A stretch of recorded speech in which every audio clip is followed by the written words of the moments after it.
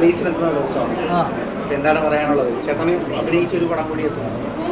ഇന്ന് ഏറമ്മും കിഷ്കിന്ത കണ്ട പറഞ്ഞ നാളെ കൊണ്ടലും ബാഡ് ബോയ്സ്. ഒന്നും പറയാനില്ല.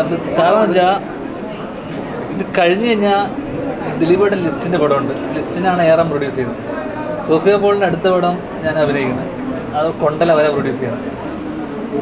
പിന്നെ ബാഡ് ബോയ്സ് ഷീൽ ചേച്ചിയുടെ പടം.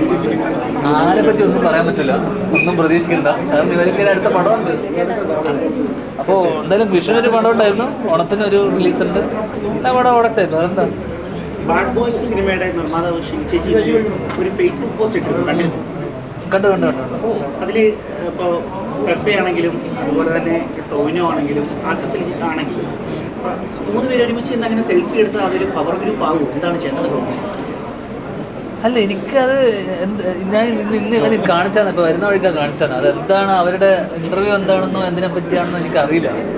അവരുടെ ഈ പെപ്പയും ടോവിയും അങ്ങനെ മനഃപൂർവ്വം അങ്ങനെ ഒഴിവാക്കേണ്ട കാര്യമൊന്നുമില്ല എന്ന് എനിക്കതിനെപ്പറ്റി കൂടുതൽ ഇവൻ കാണിച്ചപ്പോഴാണ് ഞാൻ കണ്ടത്. ഇവിടെ ഒരു ഫോട്ടോ ഇട്ടു എന്നുള്ളതാണ് ഷിലു വ്യക്തമാക്കുന്നത്. അത് അവരുടെ ചിത്രങ്ങൾ മാത്രം ഫോക്കസ് ചെയ്യുന്ന രീതിയിലേക്ക് അത് വന്നതാണ് ആരോപണം. ബാക്കി ചിത്രങ്ങളെ തഴഞ്ഞു, അല്ലെങ്കിൽ അത് ഫോക്കസ് ചെയ്യുന്നില്ല, അവരെ തഴഞ്ഞു എന്നുള്ള രീതിയിലാണ് ചോദ്യം വരുന്നത്. അത് എനിക്കതിനെക്കുറിച്ച് ഞാൻ ഒന്ന് ആ സംഭവം എനിക്കെന്താ സംഭവം ഒന്നും പിടിയിട്ടില്ലായിരുന്നു. ഇപ്പോൾ വരുന്ന വഴിക്ക് കാണിച്ച മാത്രമേ ഉള്ളൂ. ഞാൻ ഷീൽ ചേച്ചിനോട് ചോദിക്കട്ടെ, ഷീൽ ചേച്ചിക്ക് എന്ത് വിഷമിച്ച കാരണം കാണുമല്ലോ. മാനസിക വിഷമം ഉണ്ടാക്കി എന്നുള്ളതാണ് ആ പോസ്റ്റിൽ നിന്ന് വ്യക്തമാകുന്നത്.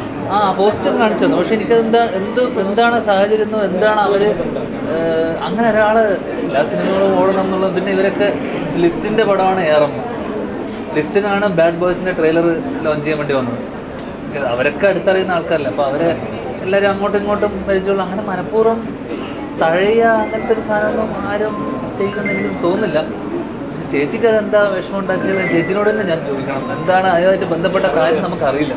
ഇപ്പം ഞാൻ പറഞ്ഞാൽ നമുക്ക് പറഞ്ഞ പോലെ സോഫിയ ചേച്ചി നമുക്കെല്ലാവരും ബന്ധപ്പെട്ട ആൾക്കാരല്ലേ. പിന്നെ ഈ ഒരു പ്രശ്നത്തിന് ശേഷം, ഈ ഒരു ഹേമ കമ്മിറ്റി പരിപാടിയൊക്കെ ശേഷം വീണ്ടും ഒരു സിനിമ ഓണക്കാലത്ത് സിനിമ ഓടേണ്ടതും വളരെ വളരെ അത്യാവശ്യം.